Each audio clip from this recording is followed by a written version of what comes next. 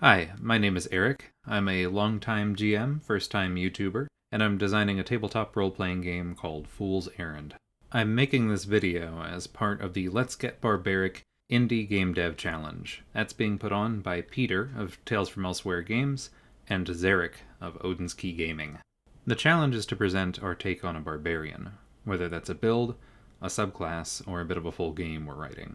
I'll be presenting the Barbarian as it appears in Fool's Errand, the D20-based rule set that I'm building.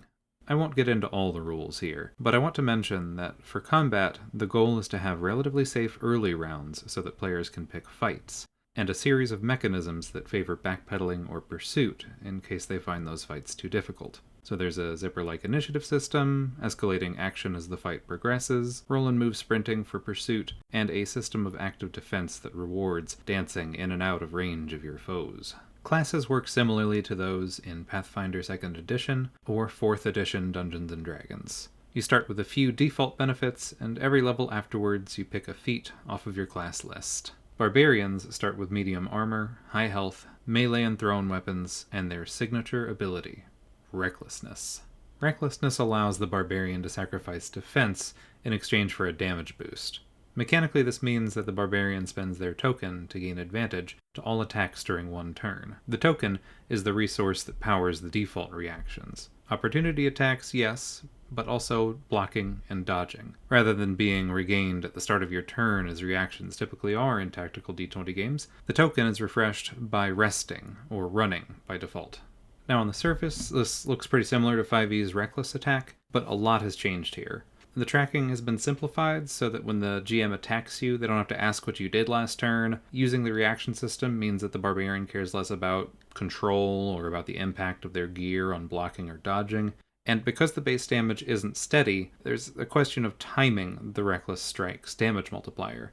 You can use it early to end short fights before they begin, or you can save it for later and get a larger damage benefit in total. Everything beyond Recklessness is a feat, so everything going forward will be optional, including Rage, which is often taken as a central concept of barbarian classes in games. I wanted to give players the opportunity to select their favorite way to rage from among many options, or go rageless altogether.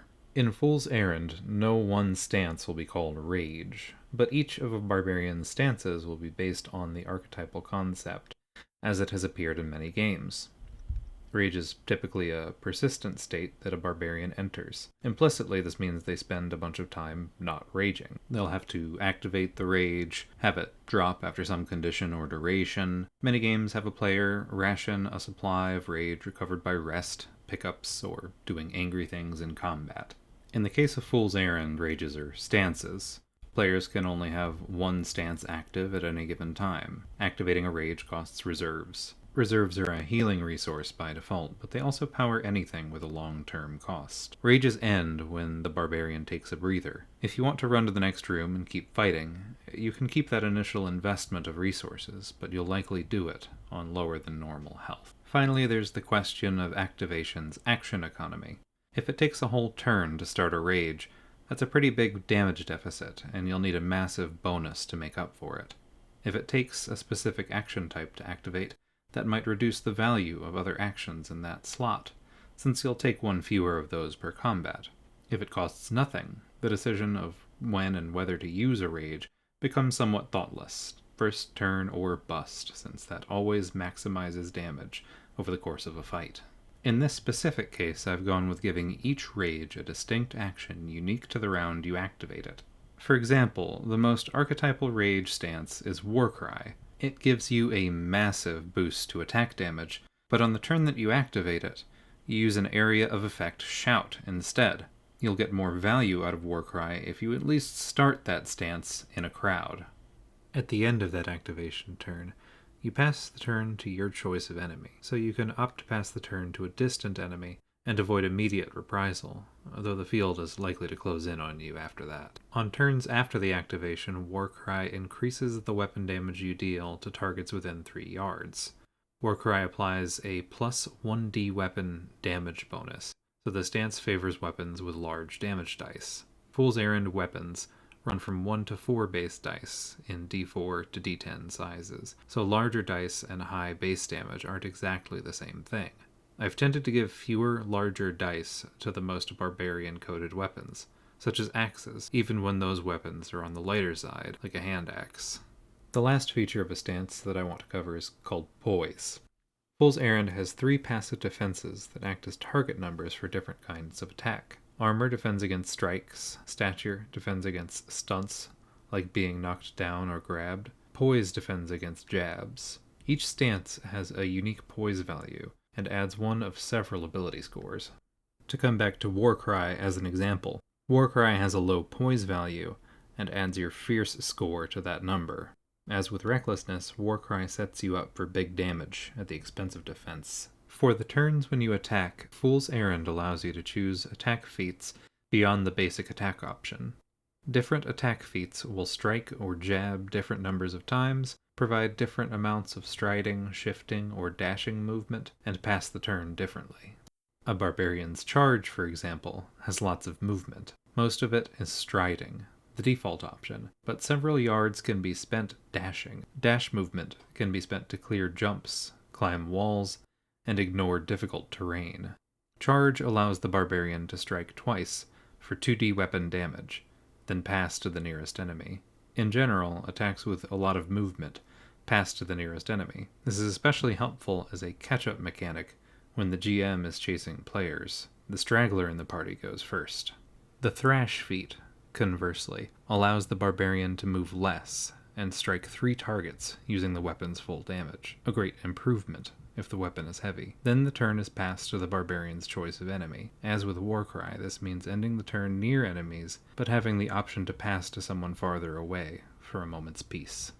So at this point we've covered offense, but how does a Barbarian defend themselves? Most of the trades listed so far give Barbarians more offense in exchange for defense. But there are other options. One thing you can do is pick a different rage with different stats. Frenzy lets you do some extra jabbing with light weapons. Gives you a smaller DPR boost, but better poise. Juggernaut lets you charge in on turn 1, and gives you temporary hit points based on your mighty each turn after that. We've got a bunch of ways to get mad.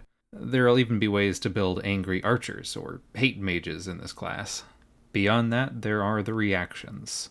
Any character can dodge or block. You dodge a bit better in light armor, or block a bit better with defensive weapons, best of those being a shield. Dodging comes with some of the best backpedaling, whereas blocking can come with parries to inflict stun if the attacker is in melee. Barbarians have a few additional options beyond that baseline. They can learn Endure, which allows them to spend reserves instead of tokens and take half damage from an attack. You still get this after pitching your token to Reckless, and you can even get your token back for your trouble. So, face tank. The Barbarian's second unique reaction feat is called Knock Aside. It allows you to block with a weapon's damage die. Knock Aside will pass the turn less favorably than a proper block, but this allows the big bonk builds to play with an ace up their sleeve. That about wraps up the conventional Barbarian, but I have quite a bit more content planned for the final release, and a pile of mechanics left to cover. I really enjoyed putting this video together, so there may be more in the future. Thanks again to Zarek and Peter for putting on this challenge, and if you want to see more from me in the future, maybe subscribe? This has been a spur-of-the-moment thing for me, so I don't have a tight plan for the next thing. I might join in on Dragon Week in April, get into how I'm pushing for chases in Fool's Errand, or do a mathy deep dive on power attacks. Let me know in the comments if any of that sounds interesting. Till next time, bye!